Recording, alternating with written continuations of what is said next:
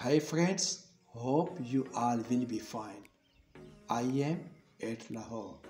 I want to show you a very important and historical place at Lahore.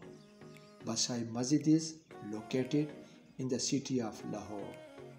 The Badshahi Masjid was built between 1671 and 1673 and by the Mughal king Aurangzeb.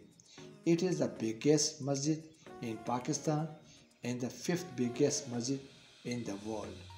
You watch the full video while I share some information about it in Urdu and Hindi.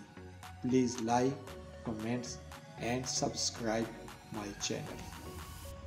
مغلیہ فن تعمیر جہاں دوسری تعمیرات میں اپنا انفرادی مقام رکھتا ہے، وہاں مساجد کی تعمیر میں بھی مغلوں کی فن تعمیر کا کوئی ثانی نہیں ہے۔ بادشاہی مسجد لاہور بھی اسی فن تعمیر کا ایک شاہکار ہے۔ بادشاہی مسجد 1673 میں اورنگزیب عالمگیر نے لاہور میں بنوائی۔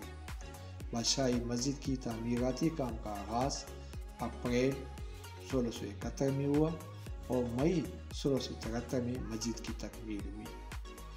یہ مسجد 2 سال کی قلیل مدت میں تعمیر ہوئی اور اس پر اخراجات 6 لاکھ روپے آئے۔